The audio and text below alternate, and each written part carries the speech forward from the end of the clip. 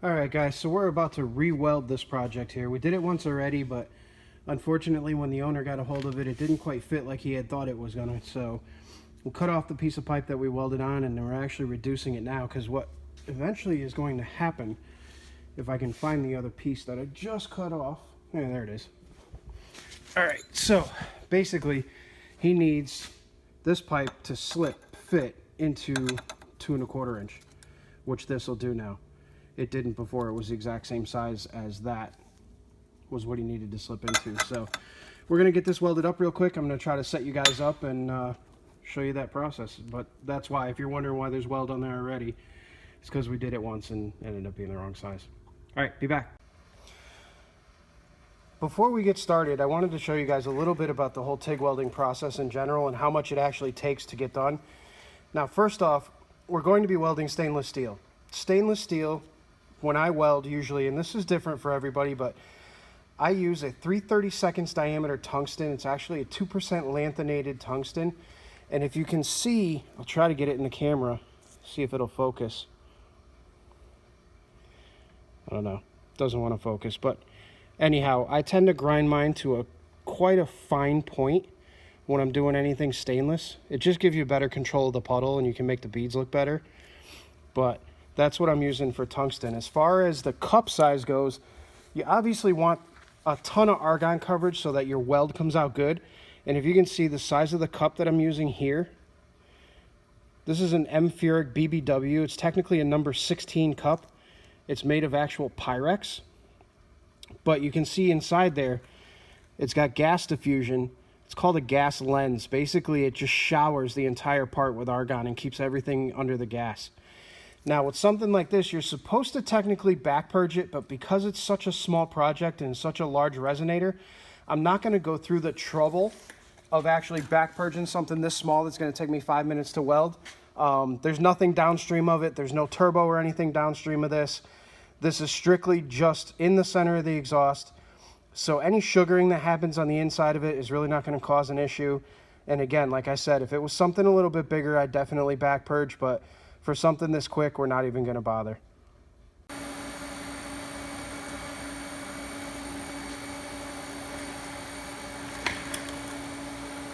Alright guys, so for this one, we're going to be using roughly 28 to 30 CFH of argon.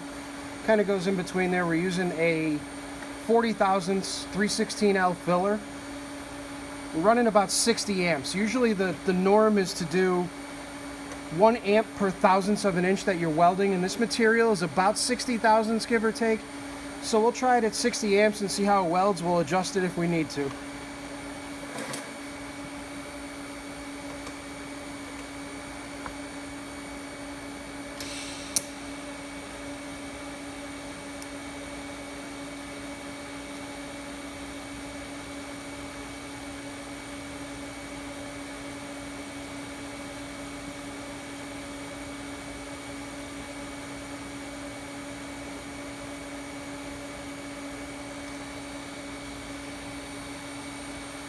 Now you want to keep the fresh weld in the argon as long as possible. This stuff's going to weld like crap because a lot of it is crap metal, the stuff that I'm welding to. So you're not going to see the real nice colors, but you will see some straw color.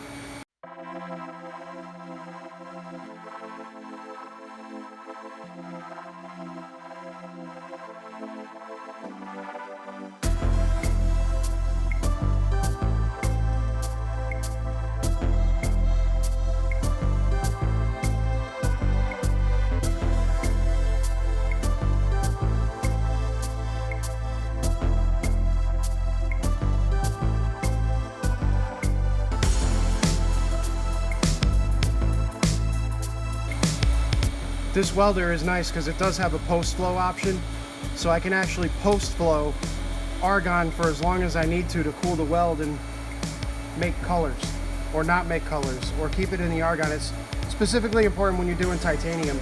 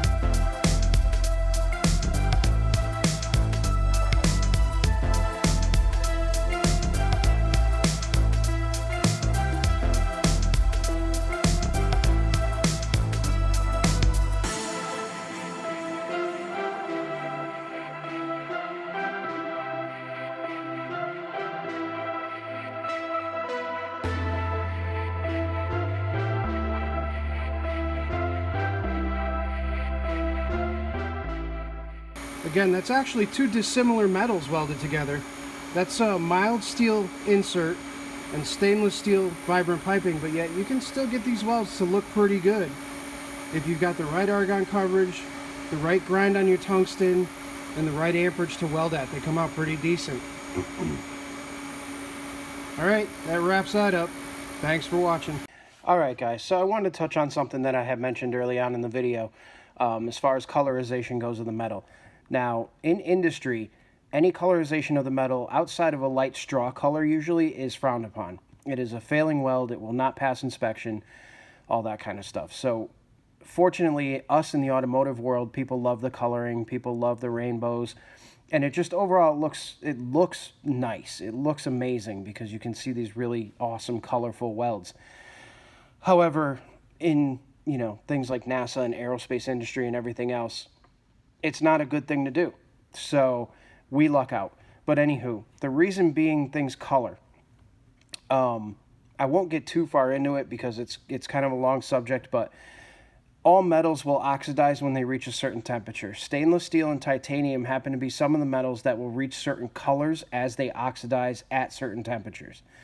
So what you're seeing is when it's outside of the argon coverage, the colors will change. They will go blue, silver, orange, red, purple. I mean, you get all kinds of sorts of colors at different temperatures. So with stainless steel, by messing with how long you keep the weld in the argon, you can actually mess with what colors you end up with. I could literally weld 4 different beads and make them 4 different colors just by varying my argon coverage.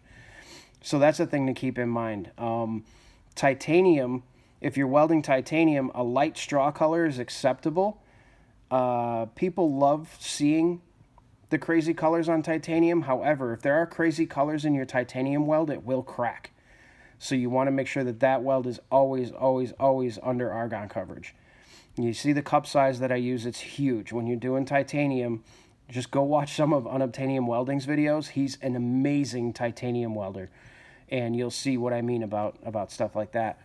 But just, you know, basically you want to always keep both your filler metal and your part in argon until it cools off. So what you'll see me do is you'll see me weld for an inch or an inch and a half or so, and then I'll stop and I'll let the post flow of my machine cover that weld in argon while it's cooling down. It stops it from oxidizing, stops it from shrinking back, also stops it from looking like crap when you're done with it, and it makes sure that the weld is structurally sound. So that's a little bit about that in coloring. If you want me to go more in depth into it, leave it in the comments and I'll make a whole video about what kind of colors you can get, what kind of colors you can see, how you can make a weld with 0 color, and yada yada. So let me know. Alright, one last thing and then I promise I'll leave you guys alone. If you saw in the video, I was like, ooh, that's getting hot. And then I grabbed a hold of something, I put it on my fingers and I laid up against it. Well, that is actually called a TIG finger. It sounds funny, but it's made by this gentleman named Jody. He's got a channel on YouTube called Welding Tips and Tricks. I can honestly tell you that 90% of what I learned about TIG welding over the last few years has been from Jody. I buy his products when it comes to TIG welding and everything else, and those TIG fingers are amazing. I use them every single time that I weld. So if you're new to welding and you're new to TIG welding, I highly suggest checking out Welding Tips and Tricks on YouTube, as well as his store, which is the Weldmonger store, and get you some of his products because he's amazing. The stuff he makes is for welders. He's an aerospace welder, and you will not be disappointed with anything that he has to offer. All right, I'm done.